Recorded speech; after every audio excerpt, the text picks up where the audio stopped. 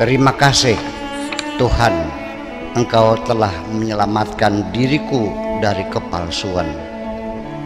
Setiap cinta ini kuberikan kepada siapapun, di penghujungnya selalu mengecewakan.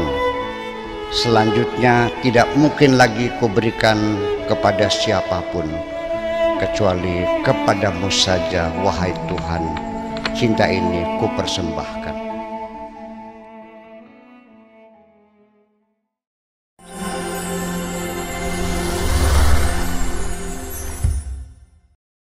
Dan di ujung virtual sudah ada Mbak Niswatun Nur Naimah.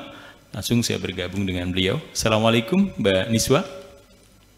Waalaikumsalam warahmatullahi wabarakatuh, Pak Afkar.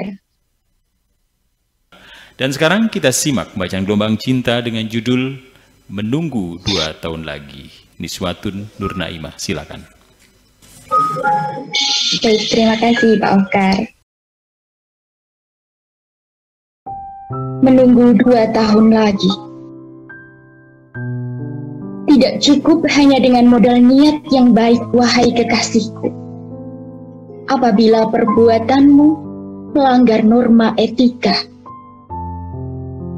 Demikian pula tidak dapat hanya mengandalkan wajah yang cantik. Ketika kata-kata yang keluar dari mulutmu tidak enak didengar telinga. Sebaiknya segera mulai saja dulu dengan yang paling penting. Kemudian beranjak kepada yang mungkin dilakukan. Setelah itu, engkau akan menyaksikan dirimu ternyata mampu untuk melakukan yang dulu engkau anggap mustahil. Aku sungguh sangat memahami segala perasaanmu sebagai perempuan. Wahai kekasihku, menolak keras cinta setengah-setengah dan tidak menerima kerinduan yang sedang-sedang saja. Hanya dua pilihan, ada kalanya segalanya atau tidak sama sekali. Siapapun yang benar-benar mencintaimu pasti mengerti bagaimana caranya merawat perasaanmu dan bagaimana memanjakan dirimu, sehingga tidak usah kau ajari lagi. Jujur saja, aku ingin mengatakan kepadamu, wahai kekasihku, cintaku kepadamu seperti penyakit kronis yang melekat dalam pikiran, sulit untuk diobati. Sekalipun aku dapat tidur lelap setiap malam, tetapi engkau selalu masuk dalam mimpiku. Yang menjadi pokok masalah adalah tidak lain disebabkan karena engkau belum cukup usia untuk menikah, sehingga aku harus sabar menunggu 2 tahun lagi. Tetapi sekalipun demikian, wahai kekasihku, apabila engkau sudah dapat memastikan tujuan hidupmu dengan jelas dan terang benderang, maka berarti engkau telah memenuhi persyaratan untuk menggapai keberhasilan hidup. Untuk melipur lara di dada sambil menunggu 2 tahun lagi, secara terpaksa aku mesti banyak bermain dalam alam imajinasi yang akrobatik. Tidak dapat disangkal lagi, wahai kekasihku, ketika perhatian itu berbeda dalam kevakuman, maka akibatnya hadir atau tidak hadir, jauh atau dekat, menjadi sama saja. Memang 2 tahun itu bagi suatu kerinduan merupakan jangka waktu yang sangat panjang, bahkan akan berubah menjadi penderitaan. Terkadang aku ingin bebas dengan cara melupakan. Tapi ternyata aku tidak mampu. Karena Engkau telah menyelinap dalam hatiku terlalu dalam. Tadinya kupikir dengan cara mengundurkan diri demi menjaga kehormatanku adalah sebagai bentuk kemenangan. Tetapi ternyata setiap langkah mundur yang kulakukan, aku selalu tersandung. Rumus kehidupan ini sebetulnya sangat mudah.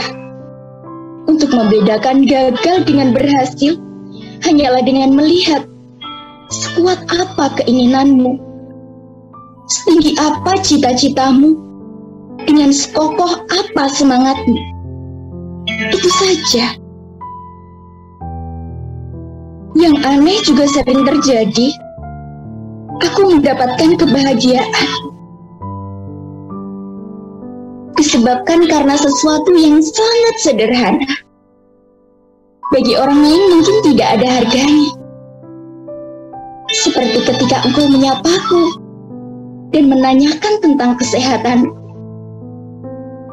Mungkin orang lain melihatnya sesuatu yang sepele. Tetapi bagiku, benar-benar melahirkan bahagia yang sangat dalam. Bahkan sekedar engkau memanggil namaku,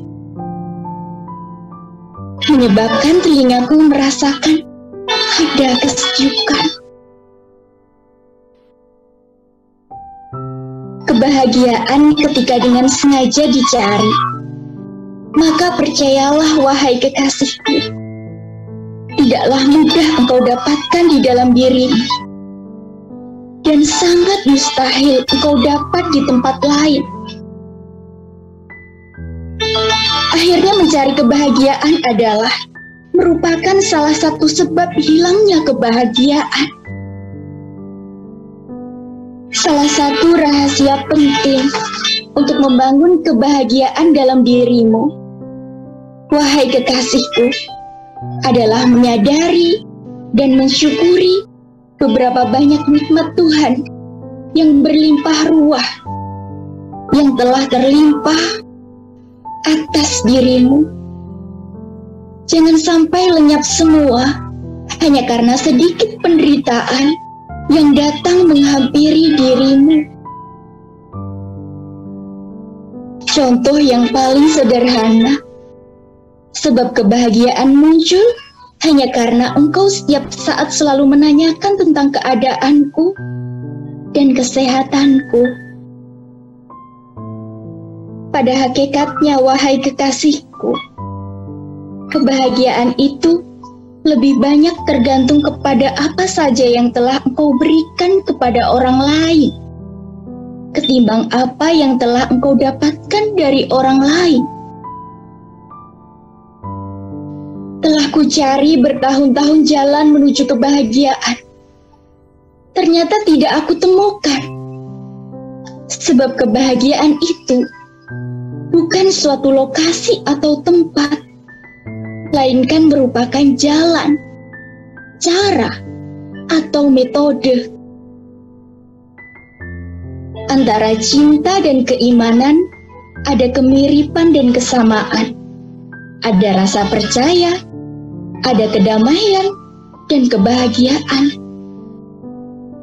Iman dan cinta bisa menyatu. Bahkan nanti di penghujungnya, pada tingkat yang paling tertinggi adalah cinta. Kebahagiaan tidak selalu identik dengan mendapatkan sesuatu. Tetapi seringkali kita baru merasa bahagia setelah dapat melepas sesuatu. Seperti melepaskan rasa dendam dan kebencian terhadap siapapun.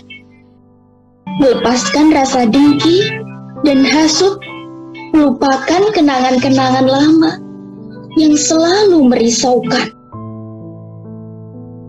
Bila dipikir-pikir lebih jauh lagi, sebenarnya kebahagiaan itu sangat sederhana sekali kita dapatkan.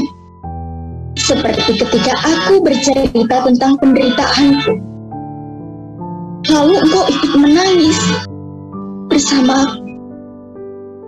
Sejak engkau merasakan apa yang aku rasakan, sejak itu pula aku merasakan bahwa engkau telah menjadi bagian dari diriku.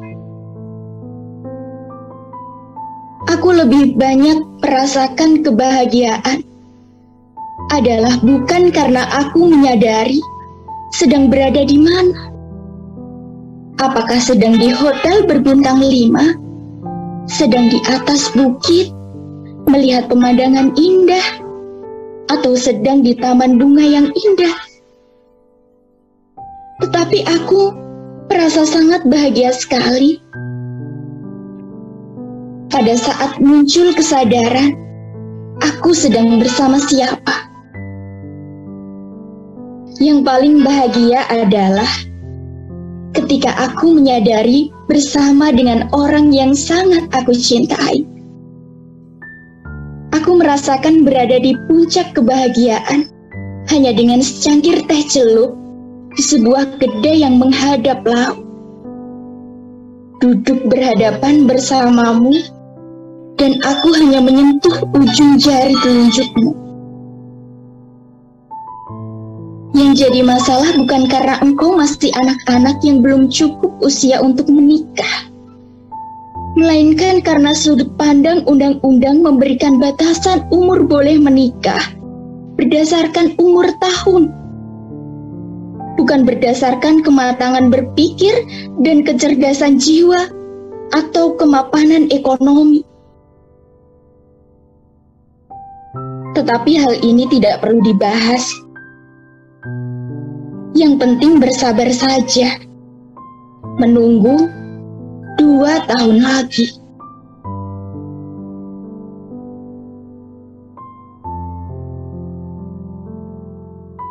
Bagaimana kalau kita mengajukan permohonan dispensasi kepada pengadilan agar kita bisa menikah?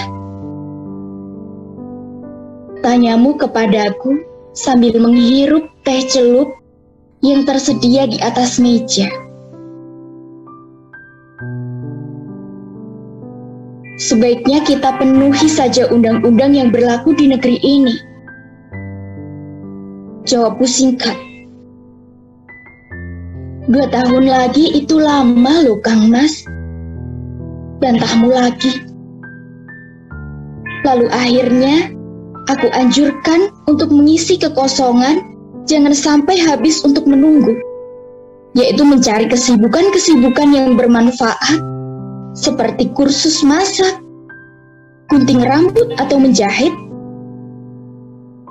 Engkau mengangguk setuju sambil meremas tanganku keras-keras. Sambil bercakap-cakap di dalam mobil, mengantar engkau pulang ke rumah. Menjelang matahari hampir tenggelam, tiba-tiba kau menyampaikan usulan gila yang menyebabkan aku sangat terkejut. Tidak usah engkau antar aku pulang. Aku malas pulang. Malam ini aku ingin tidur di rumahmu saja. Serentak aku pinggirkan mobil ke kiri sampai di atas bahu jalan. Lalu mesin mobil aku matikan. Maksudmu apa? Tanyaku cemas. Engkau tidak menjawab, hanya terlihat engkau menggelinjang sambil meremas tanganku. Indramayu, 26 Desember 2021, Abdul Syakur Yasin.